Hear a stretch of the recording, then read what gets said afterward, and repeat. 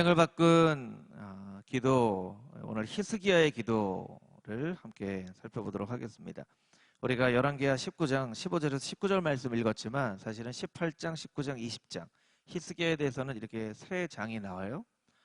그리고 이사야서에도 히스기야에 대한 이야기가 나오죠. 그래서 18장, 19장, 20장 전체에 걸쳐서 히스기야의 삶을 좀 살펴보면서 오늘 좀 메시지를 들어보도록 하겠습니다. 히스기야는 어떤 사람인가 우리가 그렇게 좀 질문해 볼 필요가 있겠죠. 히스기야는 남유다 13대 왕입니다. 13대 왕이고 25살에 왕이 되었어요. 그리고 29년간 남유다를 다스렸죠. 히스기야가 있을 때 북이스라엘이 멸망을 당해요. 그러니까 참 그래도 동족인데 북이스라엘이 멸망당하는 모습을 바라보는 참 슬픔 가운데 있었던 그 왕이죠. 선한 왕입니다. 히스기야는 선한 왕이라고 평가를 받는 왕이에요. 그런데 우리가 성경 말씀을 잘 읽지 않으면, 여러분 우리가 하나님 말씀을 잘 읽지 않으면요, 선한 왕이라고 이야기하는 것을 그냥 듣고 지나가 버리면 그것은 어떻게 보면 히스기야에 대해서 한 절반 아니면 뭐 20%밖에 모르는 거예요. 18장, 19장, 20장 말씀을 보면 히스기야는 선한 왕이라고 이야기한 그 기록에 참 부끄러울 행동들을 참 많이 했어요. 미스테리한 인물이에요. 왜 이런 행동들을 했는데 히스기야 왕을 선한 왕이라고 이야기를 했을까 하는 생각이 들 정도로 히스기야는 굉장히 잘못된 행동들도 많이 하는 그런 왕이에요. 특별히 후손들을 위해서 복을 후손들을 위해서 남겨줘야 되는데 후손들을 위해서 벌과 심판을 남겨준 그런 왕이죠. 이런 질문을 한번 좀 해볼까요? 여러분, 신앙생활하기 가장 힘든 사람은 어떤 류의 사람일까요? 함께 신앙생활을 이렇게 공동체에서 하잖아요. 어떤 사람이 신앙생활을 하기에 가장 어려운 사람일까? 한번 좀 생각해 보신 적 있으세요? 뭐 신앙생활이라고 할 수도 있고 사회생활에도 할 수 있습니다. 어떤 사람이 좀 함께 신앙생활을 하기가 가장 어려운 사람일까요? 일관성이 없는 사람입니다. 일관성이 없는 사람. 왔다 갔다 하는 사람이죠. 무슨 얘기냐면 이렇게 어느 날은 밝게 인사해요.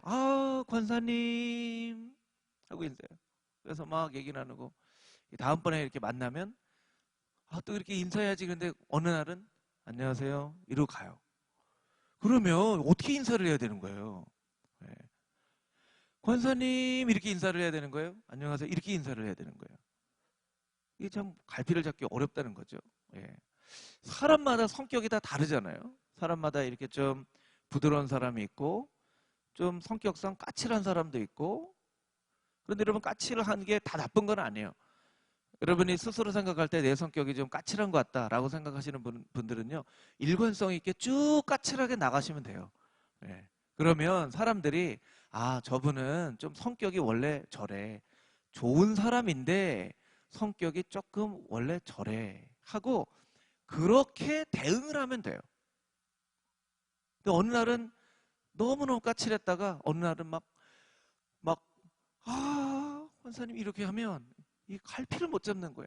어느 날은 막 이렇게 허그를 해요. 그래서 어느 날은 허그도 안 하고 악수를 하는데 악수도 이렇게 하려고 그러다가 주먹으로, 요새 뭐 가위바위보 하잖아요. 이렇게 보재기 냈다가 주먹 냈다가 보재기 냈다가 주먹 냈다가 막 하기도 하고 어떤 날은 인사도 안 하고 하기도 하고. 이게 참 제일 사회생활, 신앙생활하기 어려운 사람이에요. 가족들이 제일 어려운 그런 병, 모든 병들은 다 가족들이 어렵죠. 하지만 제일 어려운 병이 아마 조울증일 거예요. 조울증. 조울증은요, 조증, 이렇게 굉장히 하이텐션으로 막 갔다가 어느 순간은 저기 밑으로 깔아앉는 거예요. 그럼 어디에다 맞춰야 될지를 모르는 거예요. 어디에다 맞춰야 될지. 제가 볼 때는 히스기야가 참 이해하기 어려운 사람이에요. 어떤 때는 굉장한 기적의 기도를, 여러분 이 19장에 히스기야가 이렇게 기도하잖아요. 19장에 히스기야가 이렇게 기도하고 나서요, 19장 하반절을 보면 어떤 구절이 나오냐면 19장 35절에 보면 히스기야가 이렇게 기도함으로 말미암아 여호와의 사자가 나타나서 아수르의 군대 18만 5천 명을 그냥 물리쳐버려요. 그러면 얼마나 기적의 사람입니까? 히스기야가 기도했는데 천사가 나타나서 18만 5천 명을 그냥 이겨버려요. 와, 이 놀라운 기적의 사람이죠. 또 히스기야가 죽게 되었을 때 면벽 기도라고 하죠. 낯을 벽으로 향하고 기도를 했어요. 하나님께서 이사야 선지자를 통해서 네 병이 낫게 될 것이다. 히스기야가 그냥 아멘 하면 되는데 징표를 구합니다. 하나님이 나의 병을 고쳐주신다는 그 징표를 좀 보여주십시오. 근데 징표도요, 얼마나 어려운 걸 구하는지 해가 10도 뒤로 물러가는 이 히스기야 때문에 이 천체의 질서가 잠깐 이렇게 바뀌어요. 여러분, 이런 기도를 하는 사람이 어디 있을까요? 이런 기도를 하는 사람이. 그런데 히스기야의 이런 곳곳을 보면 너무나 아주 말도 안 되는 아수르의 왕에게 왕이시여 이렇게 할 뿐만 아니라 아수르 왕에게 조공을 바치는데요. 은 300달란트와 금 50달란트를 바치는데 성전에 있는 이 예루살렘 성전에 있는 문과 기둥에 있는 은과 금을 박박 긁어서 아수르 왕에게 보내요. 이게 말이 되나요? 말이 되나요? 그래서 히스기야는 이해하기 어려운 인물 중에 한 명이에요. 그러면 우리가 이렇게 질문을 해볼 필요가 있겠죠. 그러면 히스기야라는 인물을 통해서 성경이 우리에게 가르쳐 주시는 메시지는 무엇인가? 다음 자막을 보여주시면 좋을 것 같은데, 히스기야라는 인물을 통해서 성경은 과연 우리에게 무슨 메시지를 주시는가? 우리가 히스기야의 기도를 배우면서 우리가 가르침이 있어야 되잖아요. 깨우침이 있어야 되잖아요. 히스기야를 통해서 하나님 뭘 말씀하시려고 하는가? 이렇게 선한 왕이라고 했는데 너무나도 말도 안 되는 행동을 하는 이런 히스기야, 이런 가르침을 받을 수 있겠죠. 선한 왕의 수준이 이 정도이다라는 거예요. 선한 왕의 수준. 여러분, 이 노아를 표현할 때 노아는 당대의 의인이다라고 얘기를 했어요. 노아는 모든 사람이 다 벌을 받아서 홍수 심판을 받을 때 노아 한 사람, 사실은 노아의 세 자녀와 며느리는 아내는 사실은 노아 때문에 구원을 받은 거죠. 그러니까 노아는요, 모든 사람이 물심판을 홍수심판을 받아도 살아남을 수 있는 당대 의인이에요. 근데 노아가 술을 먹고 취해가지고 옷을 안 입고 자는데 함이 그것을 가려주지 않으니까 함을 막 저주를 하잖아요. 저주를 해요. 술을 먹고 부끄러움을 보여준 것도 잘못을 했는데 그것을 가려주지 않았다고 함을 아들을 막 저주를 해버립니다. 그 성경에서 말하는 당대 의인, 이 지구상의 가장 최고의 의인의 수준이 그 정도. 여러분, 성경의 인물은요, 우리에게 도전을 주기도 하고 소망을 주기도 해요. 도전을 주죠. 야, 우리도 이 인물처럼 살아야 되겠구나 하는 도전을 주기도 합니다. 또 소망을 주기도 해요. 아니, 아브라함이 이런 잘못을 저질러? 다윗이 이런 죄악을 저질러? 그럼 나도 열심히 신앙생활 해야 되겠구나.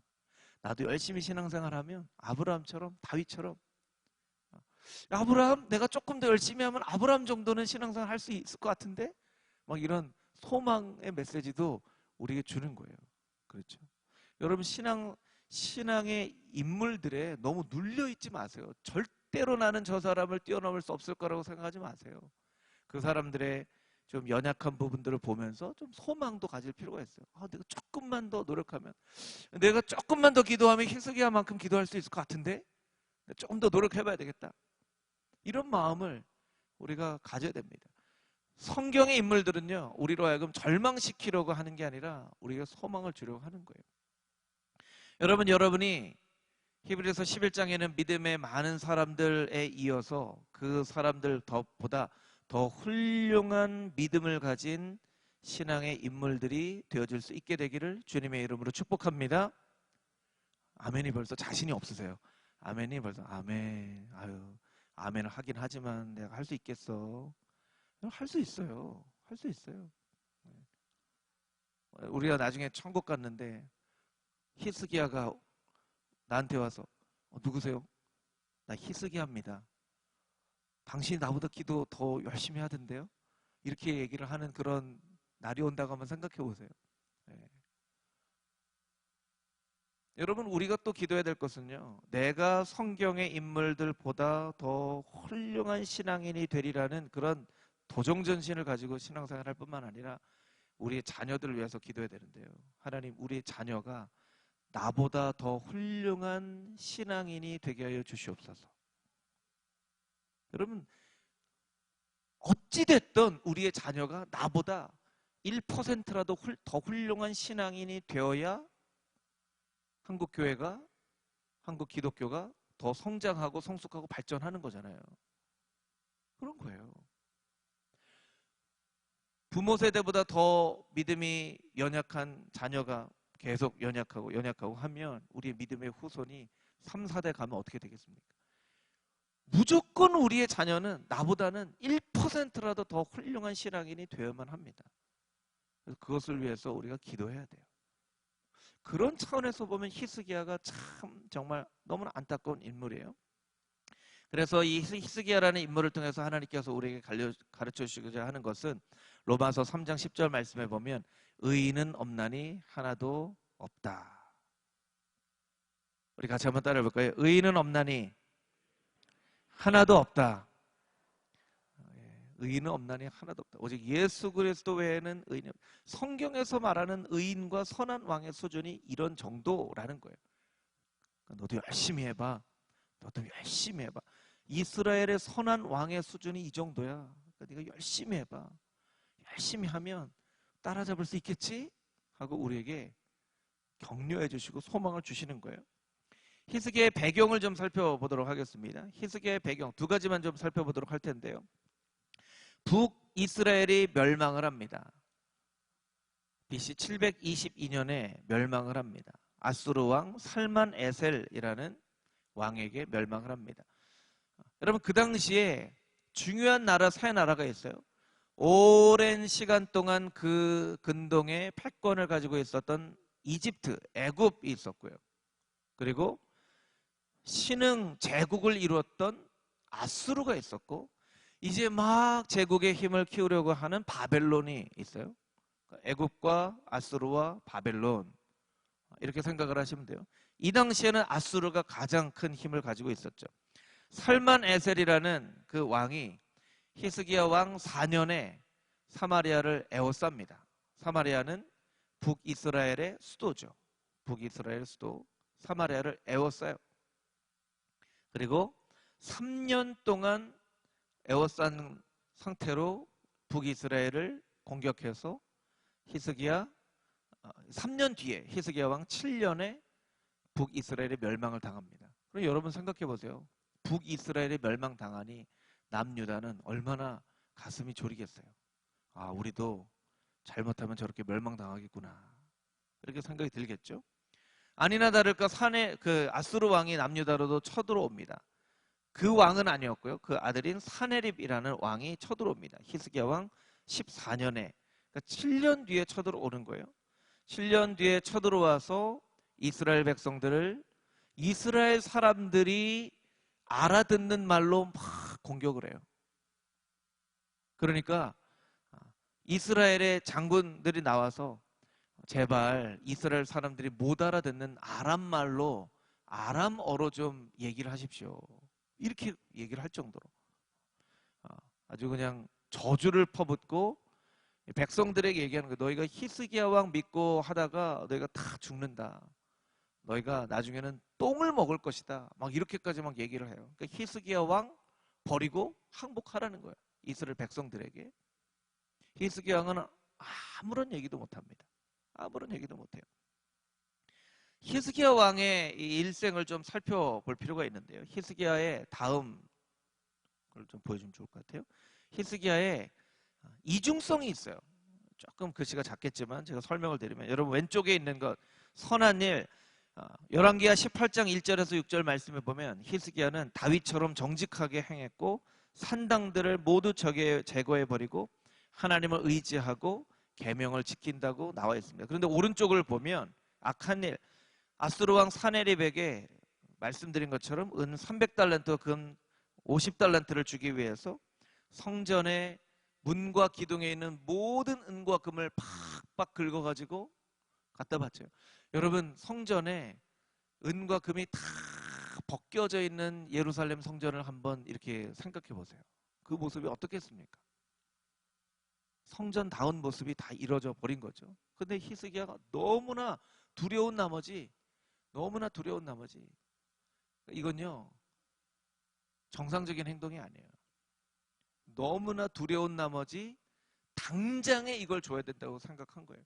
왜냐하면 여러분, 이스라엘에 은 300달란트가 없었겠습니까? 300달란트는 꽤 많은 양이지만, 자, 이제 전국에서 은 300달란트를 모아라, 금 50달란트를 모아라 하면 모을 수 있었어요. 그런데 이 히스기야의 마음이 얼마나 급했으면 저기 눈에 보이는 여호와의 성전에 있는 기둥에 붙어있는 은과 금이라도 박박 긁어서 빨리 갖다 줘라. 안 그러면 당장이라도 쳐들어와서 우리를 죽일 거야. 이런 마음이 있었던 거예요. 조급한 마음이 있었던 거죠. 두려운 마음이 있었어요. 히스기야의 마음에는 그렇게 두려운 마음이 있습니다. 그런데 그렇게 은과 금을 갖다 바쳤음에도 불구하고 아수르 왕은 다시금 쳐들어와서 이야기를 하죠. 그래서 아수르의 공격이 이제 이스라엘에도 밀려옵니다. 그런데 이 본문 말씀을 보면 1절에 4절 말씀을 보면 히스기야가 아수르 왕이 이렇게 쳐들어왔는데 기도를 안 해요. 기도를 안 하고 신하에게 명령을 내립니다. 너 가서 이사야한테 한번 물어봐라. 이사야한테 한번 하나님이 무슨 계획 가지고 계신지 한번 물어봐라. 이렇게 얘기를 해요. 여러분, 이스라엘의 왕들은요, 어려움이 있을 때 스스로 죄를 뒤집어 쓰고 옷을 찢으며 하나님 앞에 간절한 마음으로 기도했어요. 근데 이 아수르의 왕이 쳐들어왔다는 이야기를 듣고 히스기야가 한 행동은 뭐냐면 이사야한테 가서 물어봐. 이사야한테 가서 물어봐. 아니, 이사야가 선지자이지만 자기가 기도를 해야죠. 나도 기도할 테니까 이사야도 기도하고 온 백성들이 같이 기도하자. 여러분, 모르드게와 에스더가 내가 기도할 테니 모든 백성들도 함께 기도하십시오. 함께 기도하잖아요. 히스기야가 어떻게 했어야 되냐면 백성들 앞에서 내가 하나님 앞에 기도할 터이다. 너희도 다 하나님 앞에 기도하자. 이렇게 해야 되는데 그렇게 하지 않고 이사야한테 가서 물어봐라. 하나님 뭐라고 하시는지. 아유, 내가 마음이 복잡해서 기도할 마음도 안 생긴다. 이렇게 이사야한테 이야기를 합니다. 조금 이따 이 말씀을 좀 더 살펴보기로 하고요. 또 이사야로부터 편지를 받고 하나님 앞에 그제서야 나아가서 기도합니다. 그 기도가 오늘 읽은 열왕기하 19장에 나와 있는 이 기도이죠. 그리고 18만 5천 명이 여호와의 사자에 의해서 죽습니다. 그리고 이제 20장이 되면 히스기야가 죽게 되었다. 히스기야가 죽게 되었는데 이 하나님 앞에 간절한 마음으로 기도하죠. 그리고 생명을 15년 연장을 받습니다. 15년 연장을 받는데 또 오른쪽에 이 오른쪽 여러분 보실 때 오른쪽에 두 번째, 아래에서 두 번째를 보면 그때 막 일어나는 바벨론의 이 브로닥 발라단이라는 이 왕의 아들이 와요. 오는데 그 왕의 아들에게 사신이죠. 너무나 기뻐서 막 이스라엘은 걸 모든 걸 다 보여줍니다. 모든 걸 다 보여줘. 성전까지도 다 보여줘요. 너무나 기뻐가지고 이때는 이제 막 이 조울증에 조로 가는 거예요. 막 가서 보여줘요. 그래서 이사야 선지자가 히스기야에게 찾아와서 왕이여 무엇을 보여줬습니까? 내가 모든 걸 다 보여줬다. 아니 어떻게 다 보여줍니까? 하나님의 거룩한 전까지 어떻게 다 보여줍니까? 왕이여, 왕의 자녀들이 이제 바벨론의 포로로 잡혀갈 거고 왕의 자녀들 중에 내시가 될 겁니다. 이런 이제 책망의 말씀을 들어요. 그리고 아이러니하게도 히스기야가 15년간 생명을 연장받고 나서 태어난 아들 므낫세가 남유다의 가장 악한 왕으로, 가장 악한 왕인데 또 가장 길게 다스렸어요. 가장 악한 왕이면 그냥 짧게 살면 되는데 가장 악한 왕이고 가장 오래 다스린 그런 왕이 이 히스기야의 이 시기에 태어난, 하나님께 15년 생명을 연장받은 것은 큰 복이지만 히스기야가 그 복을 복으로 사용하지 못한 그런 참 어리석은 왕이죠. 그래서 히스기야서 18장부터 20장까지의 사건을 통해서 선한 일, 악한 일, 선한 일, 악한 일, 냉탕과 열탕과 낼탕과 열탕과 조층과 우울층과 이렇게 확 왔다 갔다 하는 히스기야의 모습을 우리가 좀 살펴보았고요. 오늘은 이 본문의 말씀을 통해서 우리가 두 가지 포인트로 말씀을 좀 듣고 같이 기도했으면 좋겠습니다. 첫 번째 우리가 붙잡아야 될 것은 어떤 것이냐면 히스기야가 이 이사야에게 물어보는 열왕기하 19장 4절에 있는 말씀을 좀 같이 읽어봐야 할 텐데요. 우리 자막을 통해서 열왕기하 19장 4절 말씀을 같이 한번 읽어보도록 하겠습니다. 함께 읽겠습니다. 시작. 랍사게가 그의 주 보냄을 받고 와서 살아계신 하나님을 비방하였으니 당신의 하나님 여호와께서 혹시 그의 말을 들으셨을지라. 당신의 하나님 여호와께서 그 들으신 말 때문에 꾸짖으실 듯하니 당신은 이 남아있는 자들을 위해 기도하소서 하더이다 하니라. 아멘. 여러분, 이 말에 참 마음에 걸리는 두 단어가 있어요. 반복되어지는 한 단어죠. 어떤 단어냐면 당신의 하나님 여호와께서, 또 그 밑에 당신의 하나님 여호와께서. 히스기야가 이사야에게 어떻게 물어보냐면 우리 하나님 여호와께서 어떻게 말씀하시는지 좀 물어보십시오. 이렇게 얘기하지 않고요. 히스기야가 마치 자신과는 전혀 상관없는 듯이 당신 하나님이 뭐라고 말씀하시는지 좀 물어보세요 라고 얘기를 하는 거예요. 여러분, 이게 가능한 일입니까? 한 나라의 왕으로서 이제 아수르가 쳐들어와서 이제 얼마 전에 멸망당한 북이스라엘과 같은 그런 운명의 멸망을 당할지 안 당할지 모르는 상황 가운데서, 아니 자기가 무릎 꿇어 하나님 앞에 기도하는 것도 모자랄 판에 이사야에게 명령을 보내면서 당신 하나님이 뭐라고 얘기하시는지 조금 물어보세요 라고 얘기를 했다는 거예요.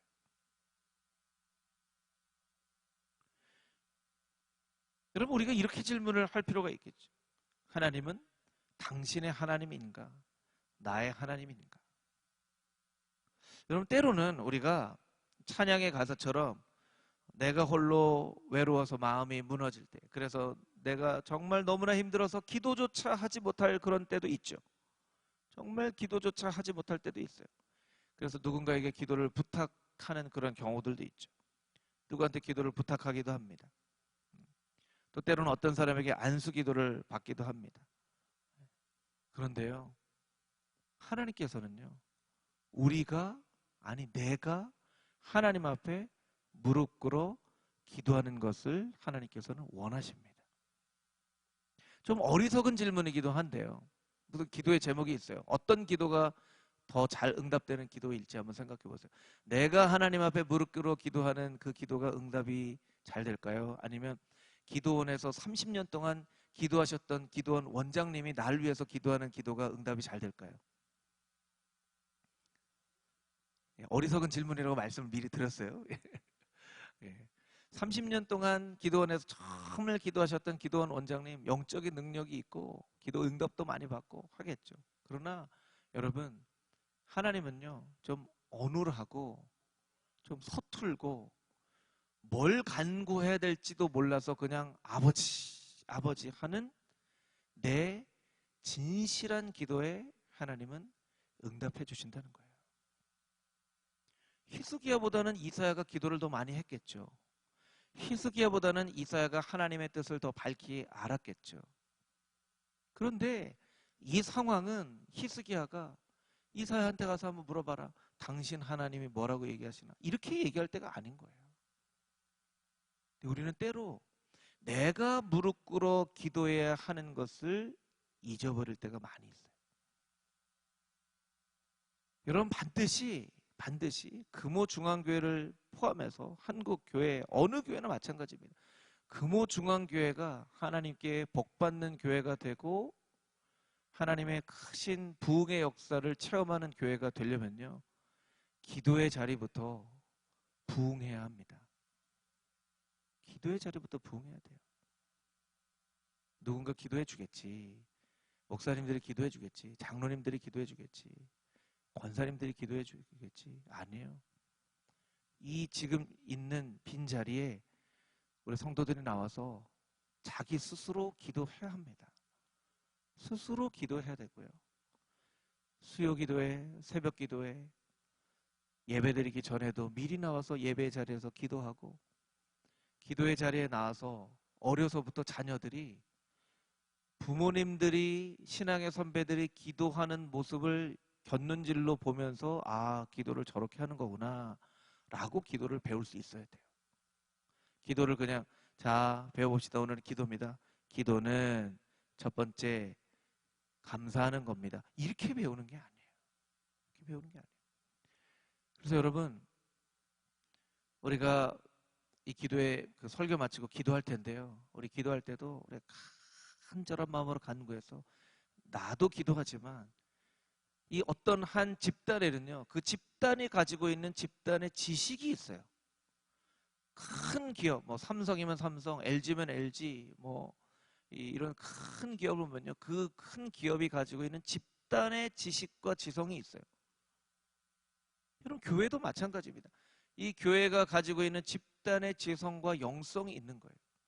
그러면 나는 잘 기도도 어떻게 해야 될지 모르고 기도할 마음이 막 있지도 않고 하지만, 기도의 자리에 나오면 이 집단의 금호중앙교회라고 하는 이 공동체의 지성과 영성에 들어가서 나도 모르게 기도하게 되는 그런 일들이 기도의 모임마다 있어야 됩니다. 할렐루야. 그래서 우리 자녀들이, 특별히 청년들이, 젊은 세대가, 지금 사실은 젊은 세대, 여기도 3040도 몇 분 있지만 3040 빨리 찾아야 돼요. 3040 어디 간 거예요? 예. 어디 갔어요? 교회 기둥이 될 사람들 어디 갔습니까? 예. 코로나 때문에 정말 교회에 나올 수 없는 환경 가운데 있는 분들도 있어요. 분명히 있습니다. 교회 나올 수 없는 환경에 있는 분들이 교회 나오라고 막 하는 게 아니에요. 교회 나올 수 있는데도 안 나온다면, 그러면 그 자신이 마땅히 있어야 될 기도의 자리에 스스로 있지 않고 다른 것을 선택해 버린다면, 하나님께서 나중에 복을 주시지 않고 다른 것을 우리에게 주실 때 우리가 뭐라고 하나님께 얘기하겠습니까? 네가 선택한 일이지 않니? 라고 하나님께 말씀을 하신다면 우리가 무슨 대답을 할 수 있겠습니까? 다 부모 세대들이, 우리 권사님, 집사님, 장로님들이 나와서 교회를 위해서 늘 기도하고 3040만 얘기해서 죄송합니다. 50도 필요한 것 같아요. 3040, 50 어디 갔습니까? 네. 교회 기둥이 될 사람들이 기도의 자리에 나와야죠. 오히려 청년들이 많이 앉아 있어요. 네. 청년들이 이 금요일이 얼마나 참 세상의 유혹이 많은 시기예요.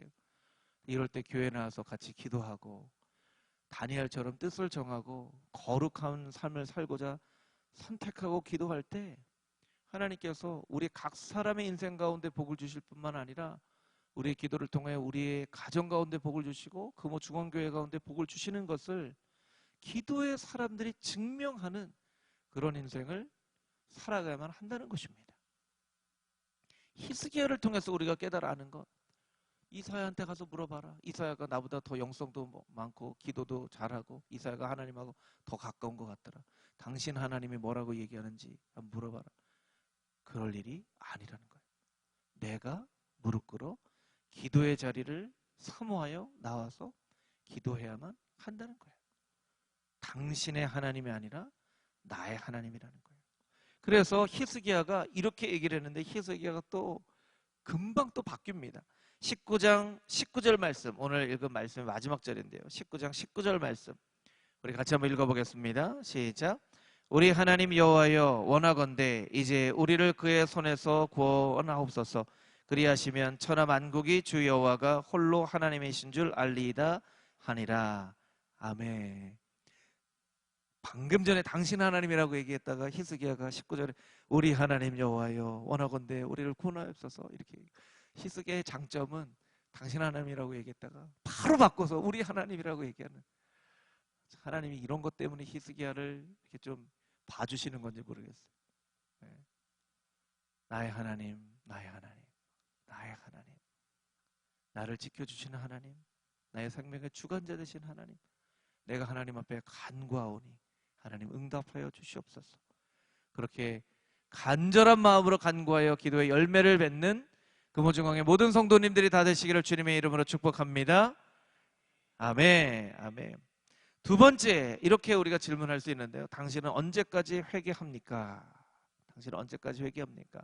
오늘 읽은 본문의 말씀에 다음에 나와 있는 히스기야 20장 말씀인데요.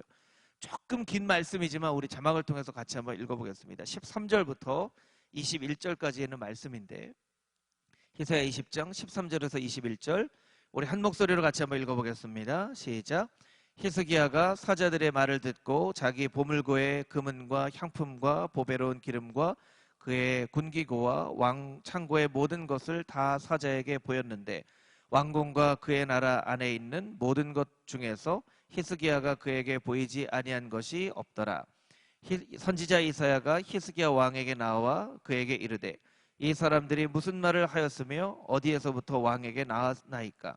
히스기야가 이르되 먼 지방 바벨론에서 왔나이다 하니 이사야가 이르되 그들이 왕궁에서 무엇을 보았나이까 하니 히스기야가 대답하되 내 궁에 있는 것을 그들이 다 보았나니 나의 창고에서 하나도 보이지 아니한 것이 없나이다 하더라. 이사야가 히스기야에게 이르되 여호와의 말씀을 들으소서. 여호와의 말씀의 날이 이르리니 왕궁의 모든 것과 왕의 조상들이 오늘까지 쌓아두었던 것이 바벨론으로 옮긴 바 되고 하나도 남지 아니할 것이요 또 왕의 몸에서 날 아들 중에서 사로잡혀 바벨론 왕궁의 환관이 되리라 하셨나이다 하니 히스기야가 이사야에게 이르되 당신이 전한 바 여호와의 말씀이 선하니이다 하고 또 이르되 만일 내가 사는 날에 태평과 진실이 있을진데 어찌 선하지 아니하리로 하니라. 히스기야의 남은 사적과 그의 모든 업적과 저수지와 숫도를 만들어 물을 성 안으로 끌어들인 일은 유다 왕 역대 지략에 기록되지 아니하였느냐. 히스기야가 그의 조상들과 함께 자고 그의 아들 므낫세가 대신하여 왕이 되니라. 아멘. 이사야 선지자가 히스기야에게 어떻게 이야기합니까? 18절 말씀에 보면 당신의 몸에서 날 아들을 중에 사로잡혀 바벨론 왕궁의 환관이 되리라. 내시가 되리라. 이런 19장 19절 말씀이 참 충격적이죠. 히스기야가 이사야에게 이르되 당신이 전한 여호와의 말씀이 선하나이다. 또 이르되 내가 사는 날 동안에는 태평과 진실이 있을진데 어찌 선하지 아니하리요. 여러분, 자식이 포로가 되고 내시가 된다는데 이 말씀이 뭐가 선합니까? 여러분, 한번 똑같이 한번 해보세요. 여러분이 무슨 죄를 저질렀어요. 잘못을 저질렀어요. 그래서 그 잘못에 대한 벌로서 하나님이 자식의 이름을 불러가면서 너의 자식이 바벨론에 포로로 잡혀가고 내시가 될 거야 하는데 여러분이 아유 그 말씀대로 이루어지기를 아멘 이렇게 한다고 생각을 해보세요. 이게 제대로 된 사람이냐는 거예요. 여기서 다시 무릎 꿇고 회개하고 기도해야죠. 히스기야 장점이 그거 아닙니까? 잘못했더라도 바로 마음을 바꿔서 기도할 수 있는 거. 히스기야가 마음속에 그렇게 생각했다는 거예요. 내가 사는 날 동안에는 태평한데 이 말이 선하다. 무슨 얘기입니까? 자식이 벌을 받던 자식이 어떤 뭐 내시가 되건 죽건 나만 괜찮으면 됐지. 이런 생각을 히스기야가 가지고 있다는 거예요. 여러분 히스기야만 이런 생각 가지고 있는 거 아닙니다. 오늘날에도요. 정도의 차이는 있지만 우리에게도 다 그런 비슷한 마음이 있어요. 예를 들면 이 세상을 정말 위협하는 그런 많은 일들이 있죠. 근데 거기에 대해서 우리가 아주 눈물을 흘리며 회개하면서 기도하지 않아요. 예를 들면 동성애 차별금지법이 막 세워지려고 해서 지금 한국교회가 깨어있는 목사님들이 앞장서서 나와서 차별금지법 안 됩니다 얘기하고 집회도 하고 하죠. 여러분 영국과 미국의 선례를 보면요, 그 부모 세대가 이게 무슨 법인지 모르고 법으로 만들었다가 지금 교회에서 동성애 얘기하면 벌금을 받거나 감옥에 가거나 하는 일들이 일어나는 거예요. 여러분, 포괄적인 참여 금지법이라는 것은 인권이 뭐 성별에 따라서 뭐에 따라서 성적 지향에 따라서 차별받지 않는 그런 세상을 만드는 겁니다. 이렇게 얘기를 하는데요. 여러분, 이미 우리나라에 그런 법들이 있습니다. 없지 않아요. 남녀가 차별받지 않도록 하는 법들이 있어요. 심지어는요, 요새는 회사에 입사하려고 인터뷰할 때 이 사람이 어느 대학 나왔는지도 안 하고 인터뷰를 하는 경우들도 있어요. 그게 차별을 하는 거라고 얘기를 해서. 여러분, 그렇게까지 이 빈부에 따라서나 학력에 따라서나 성별에 따라서나 차별하지 않은 법이 이미 우리 있습니다. 그런데 왜 또 이 법을 포괄적이라는 이름으로 하냐는 거예요. 딱 한 가지 이유밖에 없어요. 동성애를 합법화하기 원하는 것이죠. 동성애를 합법화하기 원하는 거예요.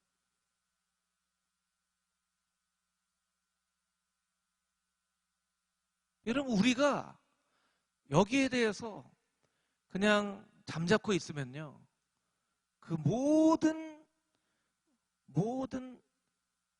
악의 열매는요, 우리 자녀들에게 가는 거예요. 우리 자녀들에게 가는 거예요. 근데 우리는 그냥 그런 게 있다고 하는데 그렇게 되면 안 될 텐데 그냥 이런 정도만 하고 있는 거예요. 그냥 그런 정도 하면 안 될 텐데 이렇게만 하고 있는 거예요. 여러분, 차별금지법이 무엇인지를 유튜브에서나 잘 찾아보시고요.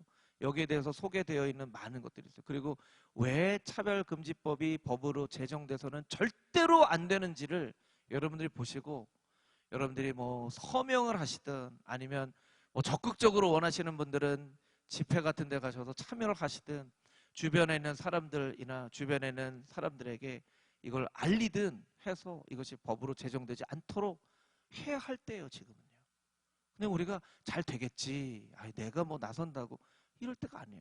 영상을 한 가지 보여드릴 텐데 왜 우리가 이렇게 해야 되는지에 대해서 우회적으로 설명할 수 있는 그런 영상이에요. 한 5분 정도 되는 영상인데요. 영상을 하나 잠깐 보시죠. 이 대학생들은 실지각에 관한 문제를 풀기 위해 방송국에 왔습니다. 출제자가 학생들에게 아주 간단한 문제를 보여줍니다. 다음 A, B, C 세 개의 선 중 옆에 그려진 X선과 길이가 같은 것은 어떤 것일까요? 정답은 B입니다. 문제가 너무 쉬운가요? A, B, C. 그런데 이 방에는 함정이 숨어 있습니다.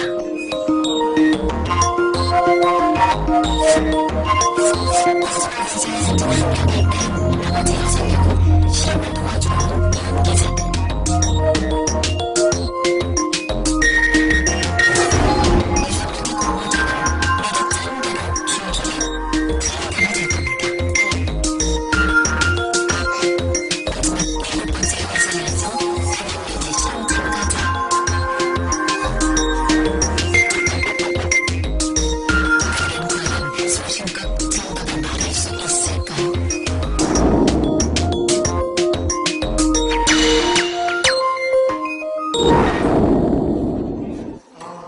시작됩니다.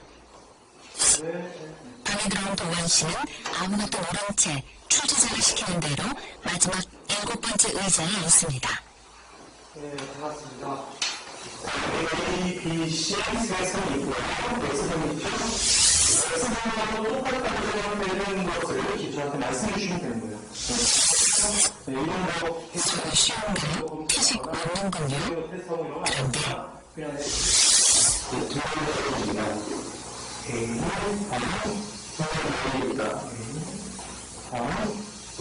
이런 정답이 A라뇨? 혹시 잘못 본 건 아닐까요? 정말 이상합니다.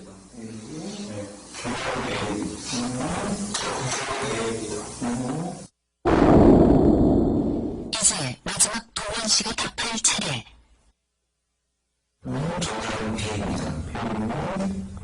다행히 첫 번째는 제대로 답했군요. 갑자기 다음 문제를 뚫어져라 쳐다보는 동원 씨. B입니다. B.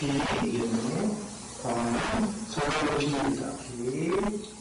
이번에도 틀린 답을 말하는 사람들. 이상한지 자꾸 동원 씨가 옆 사람들을 흘릭 쳐다봅니다.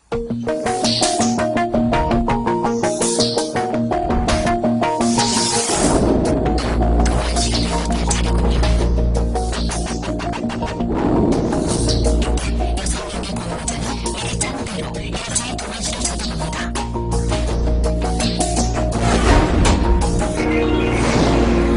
과연 동원 씨는 이 압박을 이겨내고 정답을 말할 수 있을까요?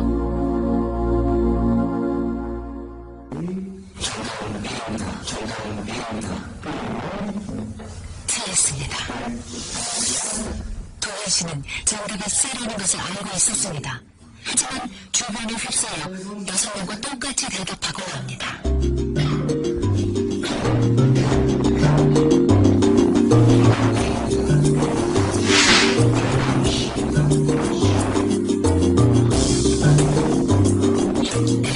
이래서 이번에서 진실은 너무나 쉽게 버림받습니다.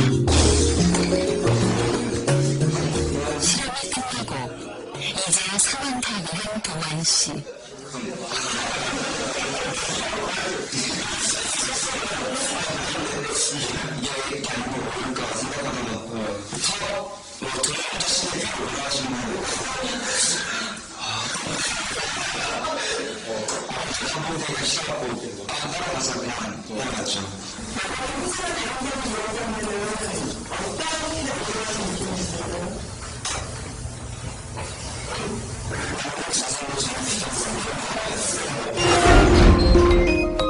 마지막 일곱 번째 의자에 몇 명이 더 적어냈습니다. C입니다. C. C입니다. C. 분명 정답은 B인데 얼굴에 황당해 되는 표정이 스치는군요. 선택의 순간은 점점 다가오고 정답은 C입니다. C입니다. 결국 이 마지막 의자에 앉았던 사람들 중 70%가 보이지 않는 앞니가 굴곡해 어처구니 없게도 틀린 답을 따라하고 말았습니다. 정답은 C입니다. 정답은 C입니다.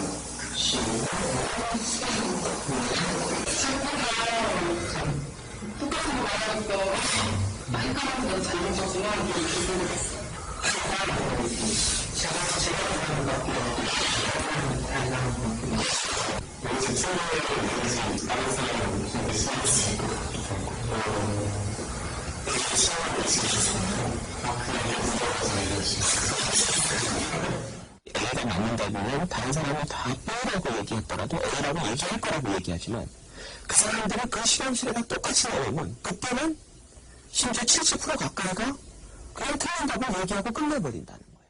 사람들이 다른 사람으로부터 배제되는 경험을 하게 되면 우리 뇌에서 어느 부위가 활성화가 되냐면 신체적으로 우리가 아픔을 당할 때 활성화되면 그 부위가 활성화는 똑같은 부분.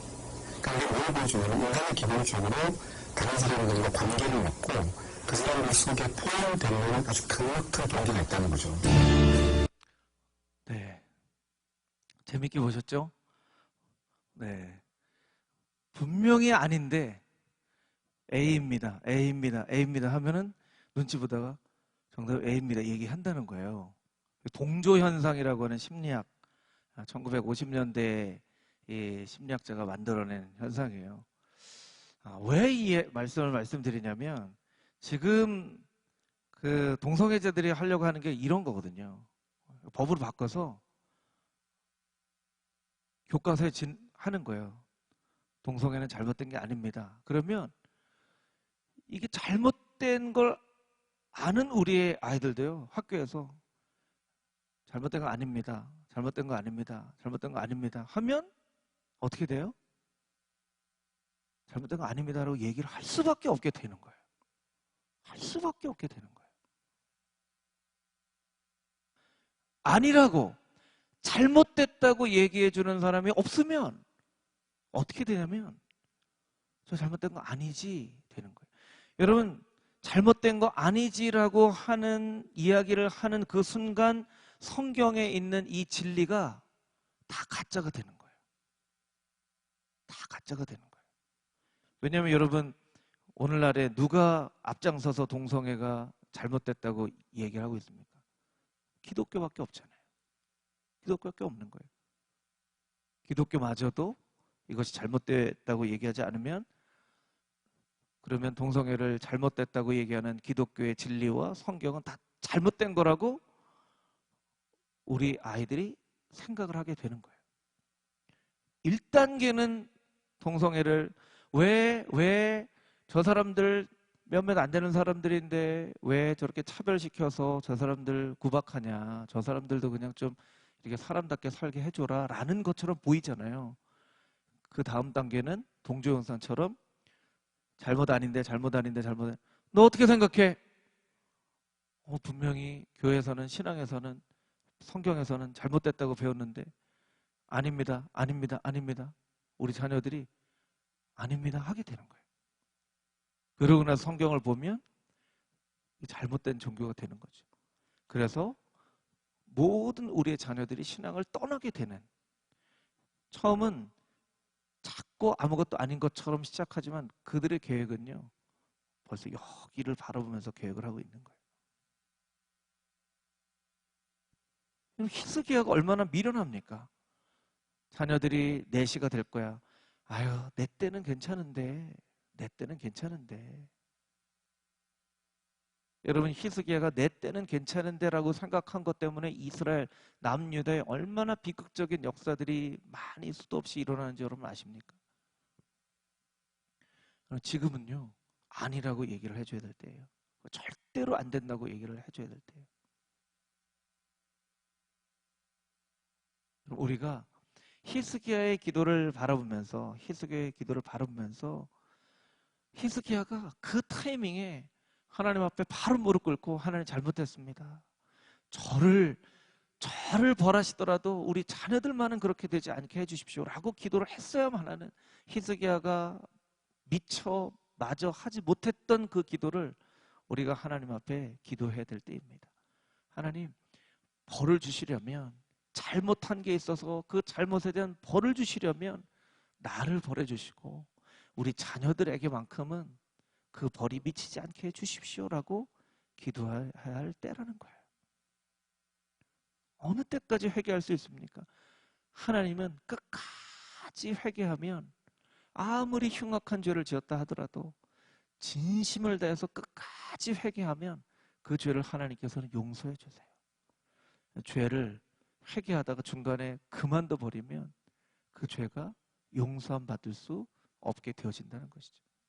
히스기야가 하나님 앞에 미처 다 못 드린 그 기도를 우리가 오늘 주님 앞에 기도하면서, 하나님, 우리의 자녀들에게, 우리 자녀손들에게 더 신앙생활 잘 할 수 있는 믿음의 후손을, 유산을 우리 후손들에게 물려주는 우리 모두가 되게 하여 주시옵소서.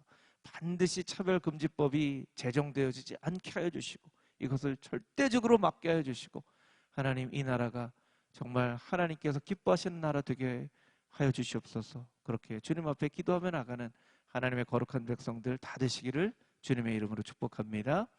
우리 같이 한번 기도하며 나가기를 원합니다.